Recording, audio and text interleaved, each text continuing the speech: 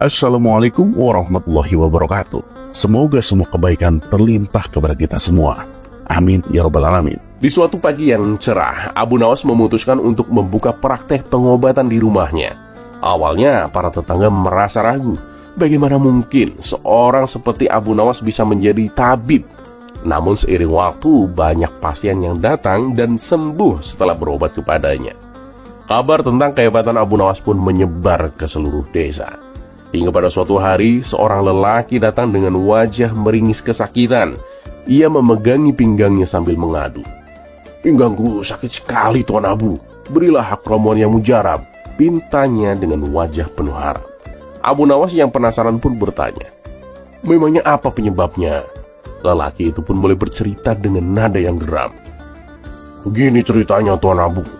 Kemarin waktu aku pulang dari berdagang, aku mendapati istriku tidur tanpa busana. Aku curiga kalau istriku berselingkuh. Lalu ketika aku melihat keluar jendela, di bawah ada seorang pria tanpa busana sedang berdiri tak jauh dari kamarku." Abu Nawas pun mengangkat alisnya. "Lalu?" "Ya, karena saking emosinya, aku langsung mengambil barang terdekat dan menjatuhkannya ke pria itu. Ternyata barang yang aku jatuhkan adalah gentong besar, Tuan Abu. Dan gara-gara itu, sekarang pinggangku rasa sakit sekali, Tuan Abu." Abu Nawas pun mengangguk-ngangguk mendengar kisah itu. Ia pun berkata, "Kamu harus lebih waspada terhadap istrimu. Awasi dia, jangan sampai lengah. Ini ramuannya, diminum 2 kali sehari, pagi dan malam. Insya Allah sakit pinggangmu akan segera sembuh." Lelaki itu pun mengucapkan terima kasih dan membayar Abu Nawas lalu pergi.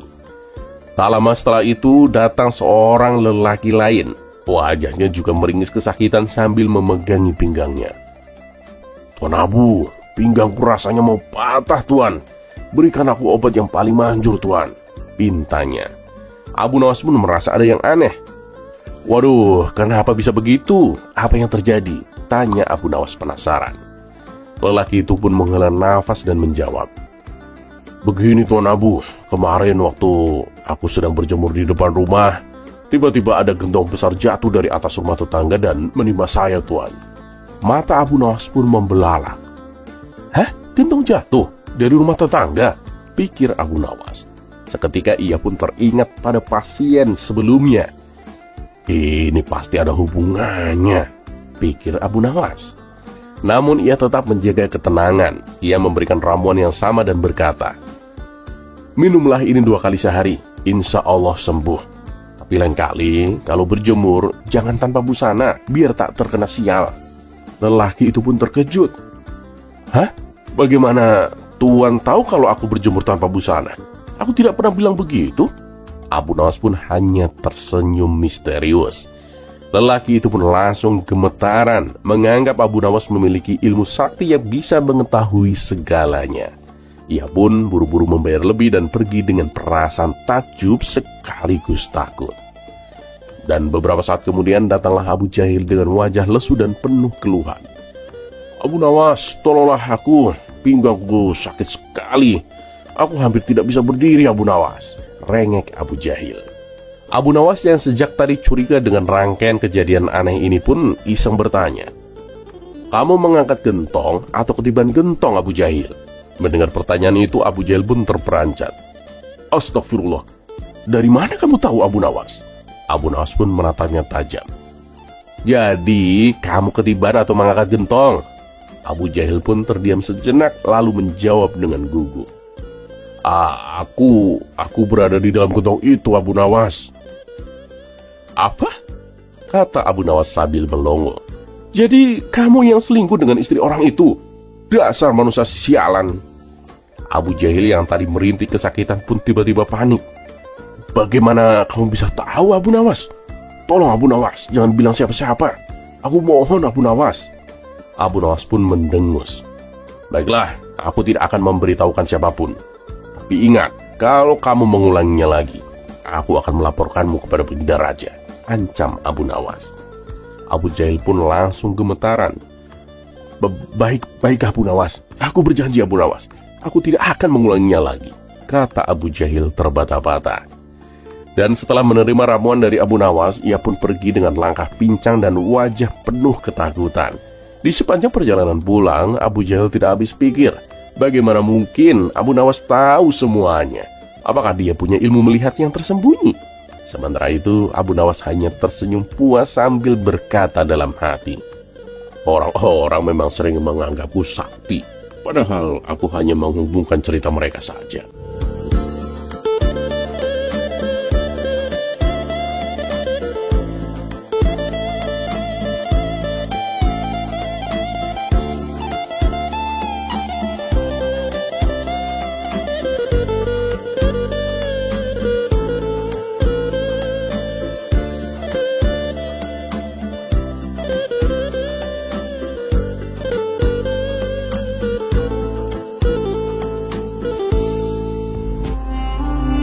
Kisah selanjutnya.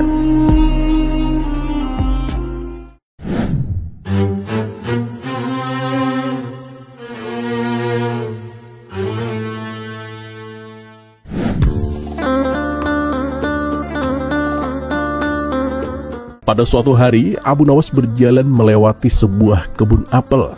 Ia menuntun keledainya dengan santai sambil bersenandung kecil. Cuaca cerah dan perutnya pun mulai terasa lapar. Saat matanya melirik ke arah kebun, ia melihat sebuah apel yang tampak matang menggoda menggantung rendah di dahan. Satu saja mungkin cukup buat ganjal perutku ini, gumam Abu Nawas. Ia pun membawa keledainya mendekat. Dengan sedikit usaha, ia berdiri di atas punggung keledai, lalu mengulurkan tangan ke arah apel. Namun belum sempat memetik, terdengar suara keras dari kejauhan. "Hei, mau ngapain kamu?" Ternyata itu adalah suara pemilik kebun. Teriakan itu mengejutkan si keledai. Refleks keledai itu pun kabur meninggalkan Abu Nawas tergantung di dahan pohon. Kakinya menggoyang-goyang. Pemilik kebun datang menghampirinya dengan nafas tersengal. "Ngaku saja, kamu pasti mau mencuri apel." Abu Nawas yang masih menggantung menjawab dengan santai. "Wah, Anda salah paham, Tuan. Saya sebenarnya cuma berdiri sebentar di atas keledai, tapi dia kabur sebelum saya sempat turun." Pemilik kebun itu pun menyipitkan matanya. "Jadi maksudmu kamu bukan pencuri?" Abu Nawas pun mengangguk. "Bukanlah, Tuan. Saya ini korban keledai yang tidak tahu sopan santun." Pemilik kebun itu pun terdiam sebentar, lalu menggeleng sambil menghela nafas. "Yaudah, lain kali kalau mau apel tinggal bilang saja." Ia pun membantu Abu Nawas turun dari pohon. Dan meski tidak jadi makan apel hari itu, Abu Nawas melanjutkan perjalanannya sambil tersenyum. "Ya, setidaknya aku masih punya alasan untuk beli roti dari warung nanti," kata Abu Nawas pelan.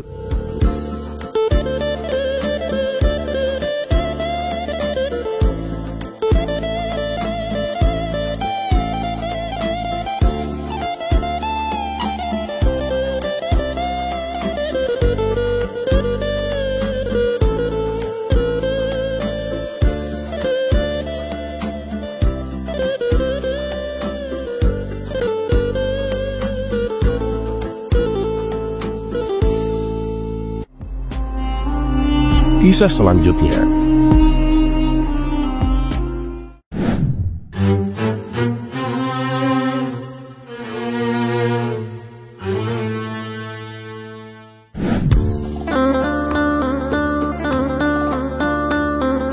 Pada suatu sore, Abu Jahil duduk termenung di tepi sungai.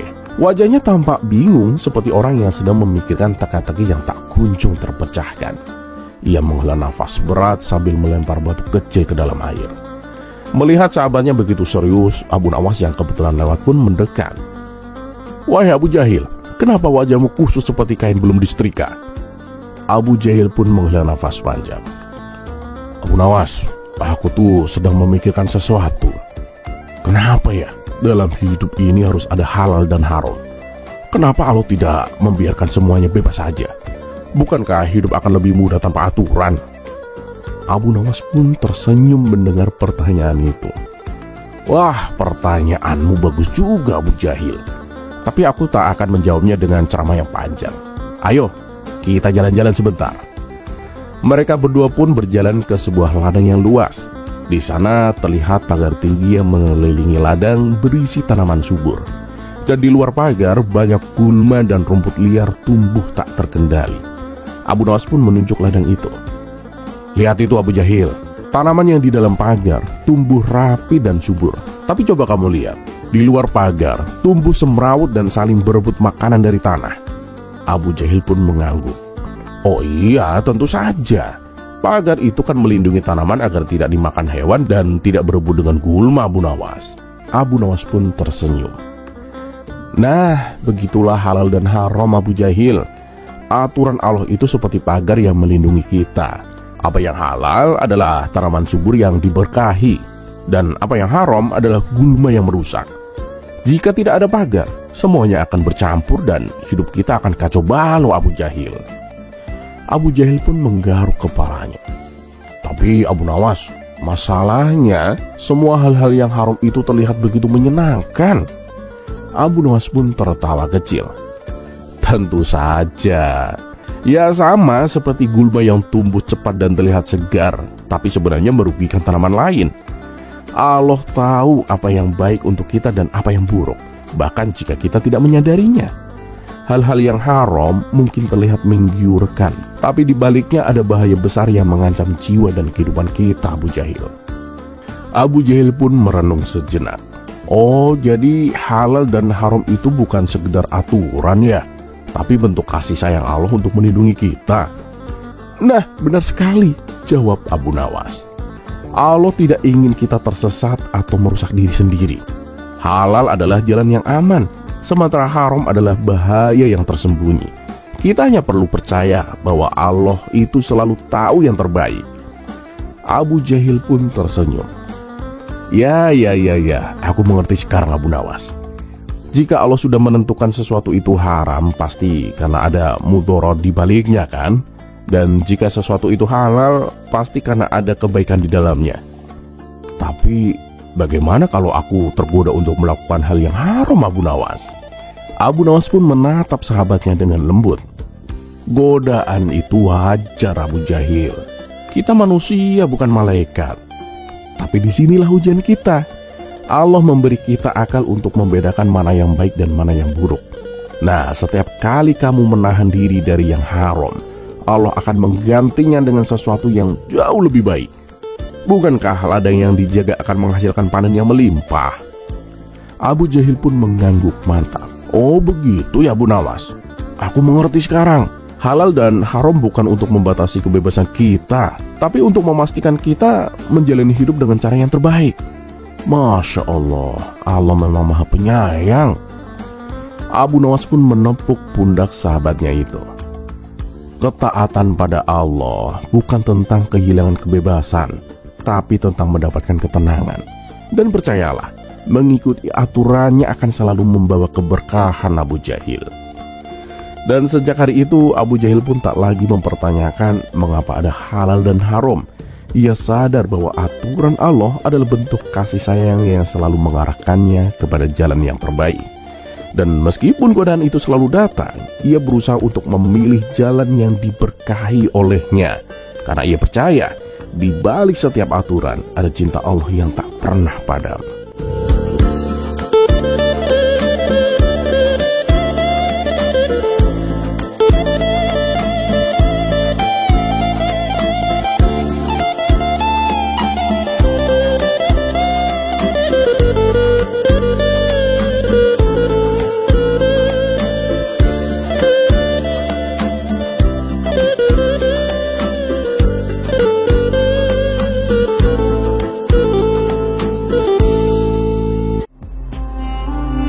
Kisah selanjutnya.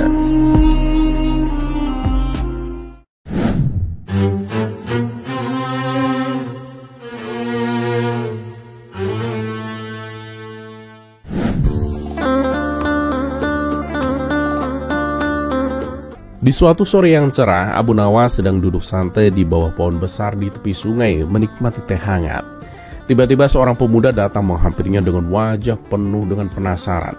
Pemuda itu terlihat gelisah dan tanpa basa-basi ia langsung bertanya, "Abu Nawas, bolehkah aku bertanya sesuatu yang sudah lama mengganjal pikiranku?" Abu Nawas pun menyesap tehnya dan tersenyum. Tentu saja, apa yang membuatmu gelisah? Pemuda itu duduk dan berkata, mengapa dalam Islam wanita seolah-olah dibatasi kebebasannya? Mereka harus menutup semua badan, tidak boleh sembarangan keluar rumah, dan harus mematuhi banyak aturan. Bukankah itu seperti mengekang mereka, Abu Nawas? Abu Nawas pun tersenyum dengan penuh arti. Pertanyaan yang menarik, tapi sebelum aku menjawab, izinkan aku melakukan sebuah percobaan kecil, agar kamu bisa memahami jawabannya dengan lebih mudah. Pemuda itu pun mengangguk, penasaran dengan apa yang akan dilakukan oleh Abu Nawas. Abu Nawas kemudian mengambil 2 ekor burung dari sangkar kecil di dekatnya. Burung yang pertama dibiarkan terbang bebas di udara, sementara burung yang kedua tetap di dalam sangkar, namun dengan makanan, air, dan perlindungan dari panas serta hujan. Lihatlah kedua burung ini, kata Abu Nawas. Yang satu bebas terbang kemanapun dia pergi, tetapi dia harus mencari makan sendiri dan menghadapi segala bahaya di luar sana. Sementara burung yang ada di dalam sangkar, meskipun terbatas ruang geraknya, ia aman dari ancaman burung pemangsa dan tidak perlu khawatir soal makanan. Pemuda itu pun mengerutkan dahi. Tapi burung yang ada di dalam sangkar tidak bisa menikmati kebebasan, Abu Nawas. Abu Nawas pun tertawa kecil.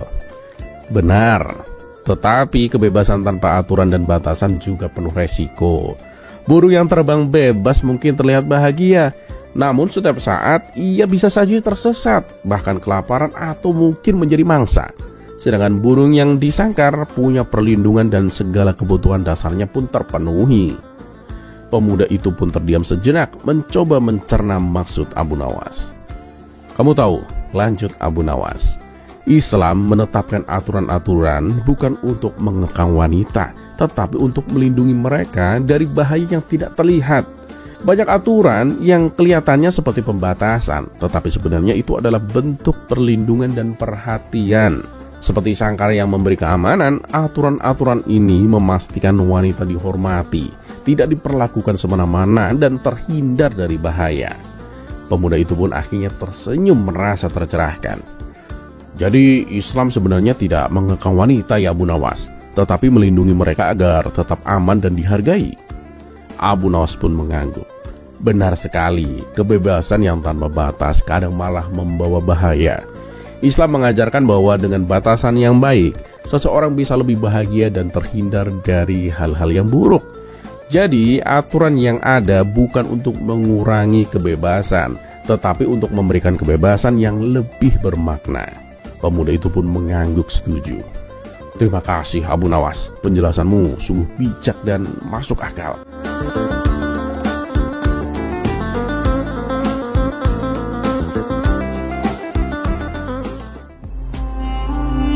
Kisah selanjutnya.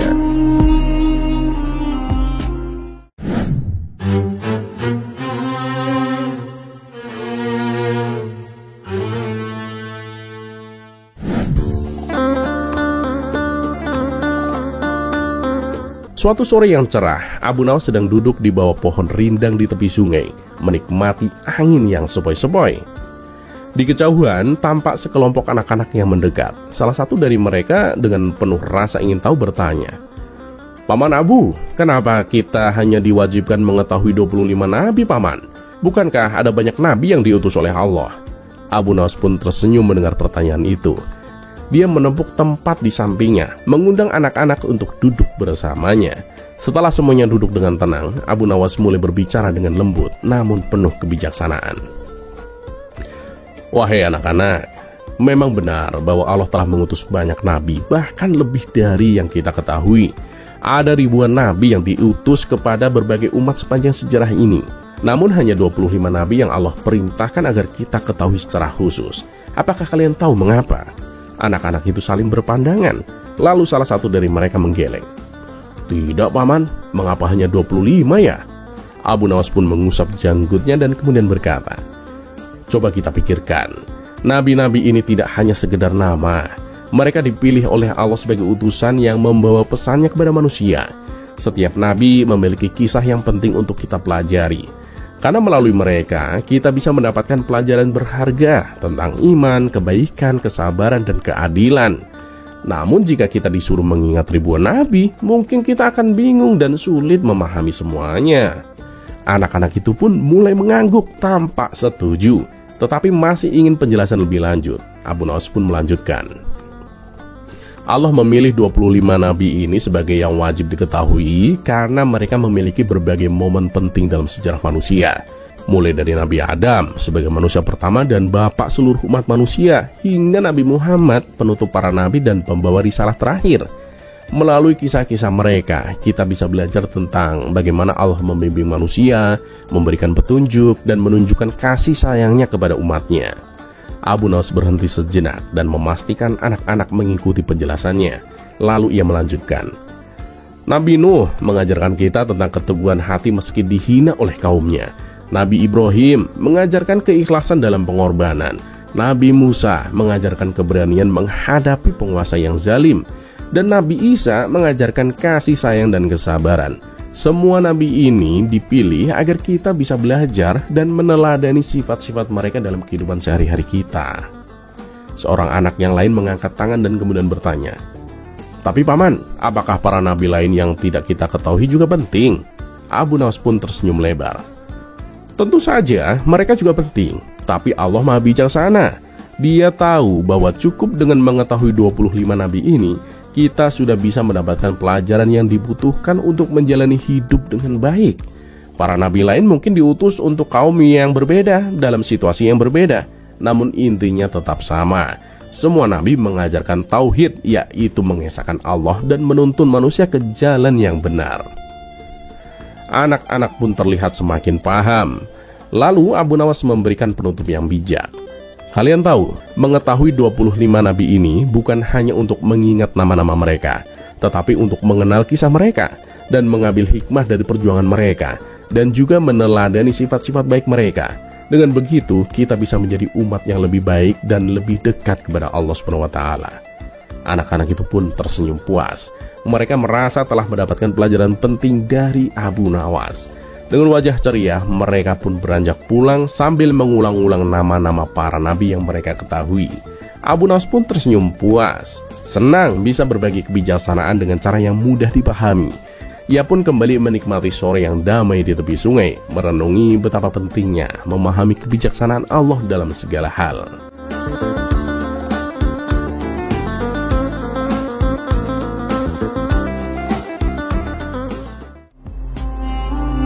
Kisah selanjutnya.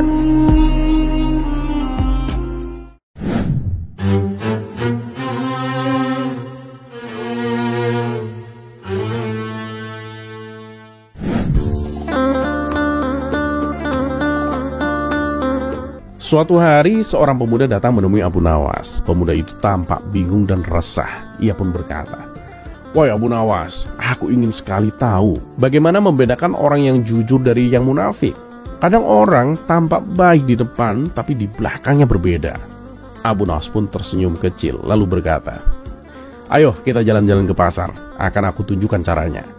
Mereka berdua pun berjalan bersama menuju pasar, dan setibanya di sana, Abu Nawas memperhatikan orang-orang sedang bertransaksi. Dia menunjuk seorang penjual buah yang sedang tersenyum lebar kepada pembeli. "Coba lihat orang itu," kata Abu Nawas. "Dia tampak ramah, tapi lihat tangannya. Ketika menimbang buah, dia diam-diam mengurangi beratnya. Senyumnya manis, tapi perbuatannya curang. Inilah contoh orang munafik." Pemuda itu pun mengangguk, namun belum puas. "Apakah hanya dengan tindakan curang kita bisa menilai seseorang menjadi orang munafik, Abu Nawas?" Abu Nawas pun tertawa kecil, lalu mengajak pemuda itu ke rumah seorang pejabat yang terkenal sangat dermawan. Mereka tiba di rumah pejabat itu, dan Abu Nawas pun mengetuk pintunya. Pejabat itu keluar dengan senyuman lebar. "Selamat siang, Abu Nawas, apa yang bisa aku bantu?" Abu Nawas pun menjawab, "Tuan, kami hanya ingin bertanya, bagaimana pendapatmu tentang amal dan sedekah?" Pejabat itu menjawab dengan penuh semangat, "Amal dan sedekah adalah kewajiban setiap orang, Abu Nawas. Aku saja selalu menyisihkan sebagian hartaku untuk kaum fakir miskin." Abu Nawas pun tersenyum lalu berkata, "Bagus sekali, Tuan. Tapi aku dengar dari para tetanggamu bahwa kamu hanya bersedekah ketika ada orang penting yang melihatmu. Apakah benar begitu?" pejabat itu pun seketika terdiam, wajahnya memerah. Dia mencoba tertawa untuk menutupi rasa malunya. Oh, itu hanya kebetulan saja, Abu Nawas. Tidak seperti yang kau kira. Setelah pamit dari rumah pejabat itu, Abu Nawas pun berkata kepada pemuda, munafik bukan hanya tentang perbuatan buruk yang disembunyikan. Terkadang mereka menunjukkan kebaikan hanya untuk mendapatkan pujian dari orang lain. Pemuda itu pun mulai mengerti, tetapi Abu Nawas melanjutkan.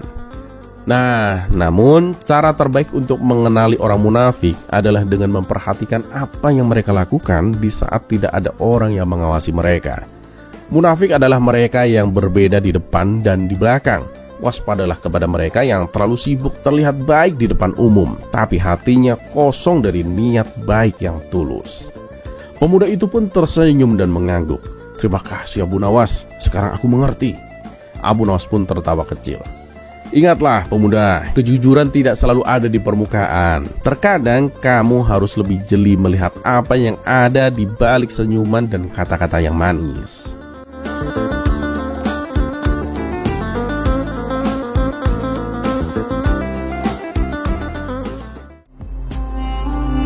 Kisah selanjutnya.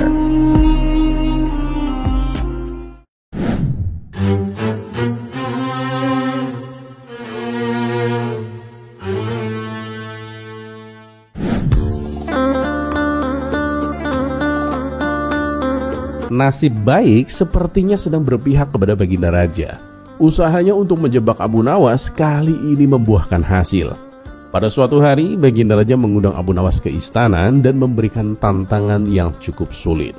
Abu Nawas pun bertanya, ampun Paduka yang mulia, kalau saya berhasil, apa hadiah yang akan saya dapatkan? Baginda Raja pun menjawab, kamu akan mendapatkan 1000 dinar.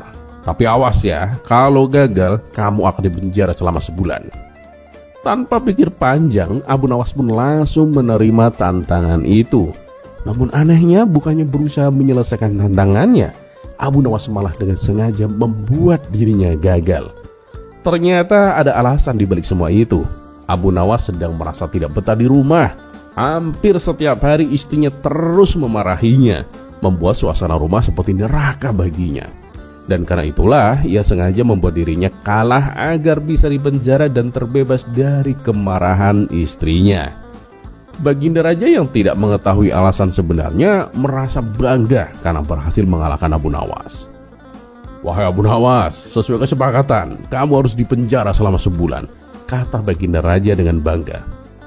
Baiklah Paduka, hamba siap menjalani hukuman, jawab Abu Nawas dengan tersenyum. Minggu pertama di penjara, Abu Nawas tampak bahagia. Namun memasuki minggu kedua, ia mulai bosan dan rindu suasana rumah. Meskipun ia tahu istrinya masih sering marah-marah. Tapi ia sadar, ia harus tetap bertahan di penjara hingga sebulan lamanya. Agar tidak bosan, Abu Nawas pun mendapatkan ide. Ia melukis wajah istrinya di tembok penjara, lengkap dengan ekspresi marah yang sering dilihatnya di rumah. Anehnya lukisan itu malah membuat Abu Nawas ceria kembali. Dan suatu hari Baginda Raja memutuskan untuk melihat keadaan Abu Nawas. Ia berharap Abu Nawas tampak menderita dan memohon untuk dibebaskan. Namun alangkah terkejutnya Baginda Raja saat melihat Abu Nawas justru terlihat ceria di dalam penjara. Wahai Abu Nawas, apa yang membuatmu ceria seperti ini? Tanya Baginda Raja dengan rasa penasaran. Karena ada lukisan istri saya Paduka, jawab Abu Nawas sambil menunjuk ke tembok penjara. Baginda Raja semakin heran. Loh, bukankah istrimu galak dan suka memarahimu? Kenapa bisa membuatmu ceria? Tanyanya lagi. Justru itu Paduka, setiap kali saya menatap lukisan ini, saya merasa semua masalah di penjara itu tidak ada apa-apanya dibanding mendengar omelan istri saya. Oleh sebab itulah saya merasa bahagia dan nyaman di sini Paduka, jawab Abu Nawas sambil tersenyum. Mendengar jawaban itu, Baginda Raja pun tertawa terpinggal-pinggal. Jadi waktu aku memberimu tantangan, kamu sengaja pura-pura gagal supaya bisa kabur dari istrimu? Tanya Baginda Raja sambil terkekeh. Abu Nawas pun hanya tersenyum tanpa berkata apa-apa. Dasar Abu Nawas. Sudahlah, kamu keluar saja dari penjara ini. Aku akan menyediakan kamar tamu untukmu di istana. Di sana kamu bisa istirahat dengan tenang dan tanpa perlu takut dimarahi istrimu. kata Baginda Raja sambil terus tertawa. Abu Nawas pun keluar dari penjara dengan wajah penuh kemenangan. Sekali lagi, kecerdikannya berhasil membuat Baginda Raja tertawa. Dan kali ini ia mendapatkan tempat yang nyaman untuk beristirahat di istana.